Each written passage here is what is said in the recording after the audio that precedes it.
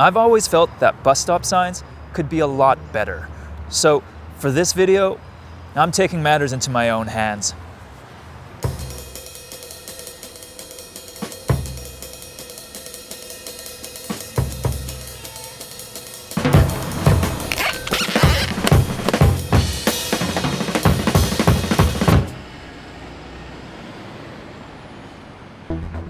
I have a problem with bus stop signs. A bus stop sign really just tells you one thing: what buses stop here. But there's a critical piece of information missing. Where are these buses going? If I'm traveling to somewhere new, I have no idea which bus to take based on the signage available. The 7, the UBC 4, or UBC 14. There's just no way to tell. Now, this bus stop design is pretty standard for pretty much any bus stop anywhere, but for me, it's especially disappointing to see it being used in some of the busiest bus stops in the country. Case in point, this bus stop on Barrington Street in Halifax. It has no less than 21 different bus routes going through it and 0 instructions on where any of them are going. The result of all that, I think, is a transit system that can be difficult and intimidating to navigate. But it doesn't have to be this way.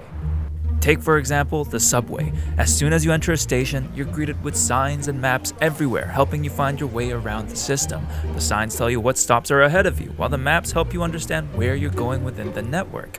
To me, this is proof that transit signage can be clear, well-designed, and most importantly, helpful for navigation. So that got me thinking, if we can do that for the subways, why don't we do that for the buses? How about I try designing some bus stop signs of my own? Now, I'm sure some of you are thinking, we have phones now, this isn't a problem. Well, I could reference the plethora of accessibility issues that come with phones, the risks associated with mass reliance on digital technology, the concerns around privacy, but ultimately, come on, just let me have my fun. So behold my creations, the new and improved, the harder, better, faster, stronger bus stop sign, at least in my opinion. These are all based on real bus stop signs in the real, non-metaverse world. This first one is for a bus stop on Granville Street in Vancouver. Like the original, it lists all the buses going through it, but the key difference is this map. It tells you where you are and where each bus route can take you from that point. If you need to get to Kerrisdale, you know to take the 16. If you want to head to Kitts, you can take the 4 or the 7. The next 3 are a set. They're meant for this bus exchange in Richmond. This is a situation where there are not just multiple different bus routes, but also multiple different bus stops. So I thought that having signs at each bus stop, each with their own map, would be especially helpful here. And finally, we have that infamous bus stop in Halifax, and this one was a doozy. It's hard enough to fit 21 different bus routes on a sign in general, but still, I found some room to make improvements. Many of these buses actually only run during rush hour, and they head straight to communities outside of Halifax without making stops in between. So in this case, I made 2 different signs, one for the rush hour commuter buses and another for the regular buses. So with these designs finished, it was time for some public feedback.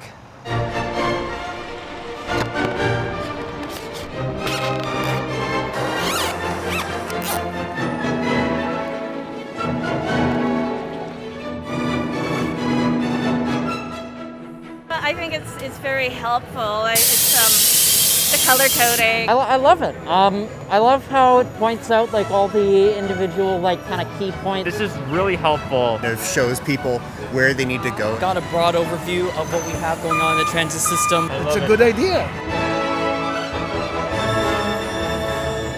Is this your bus? I don't want to make you miss it.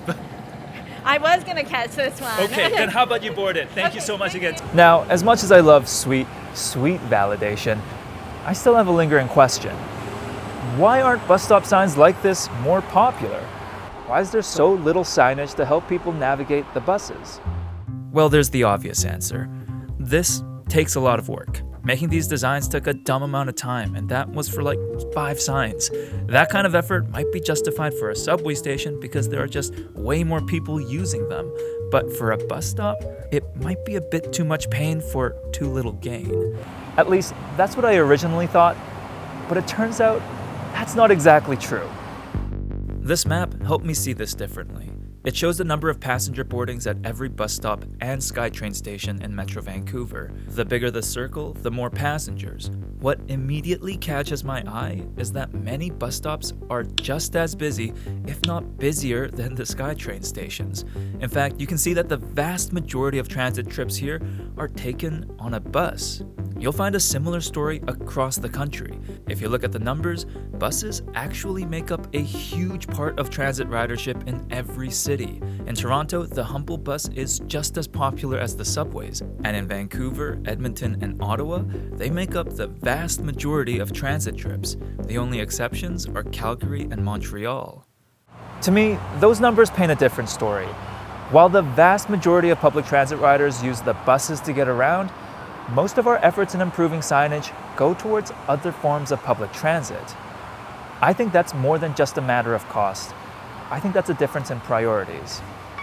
I've covered transit issues for a while, and one thing I've noticed is that buses are often overshadowed by other, more flashy forms of transportation, like trains, ferries, or hyperloops. You know, the things that draw ribbon-cutting ceremonies, press conferences, and politicians. Buses, they don't get those things. In fact, if they receive anything, it's stigma. I've heard them described as second-rate forms of public transit, something you only take if you absolutely have to. And I can't help but wonder if our indifferent attitude towards buses keeps us from making them a lot better. Because at the end of the day, it's the buses that are moving the majority of public transit riders in this country. And I think we could make a world of difference to a lot of people if we improve the experience of riding those buses. Maybe it could start with a sign.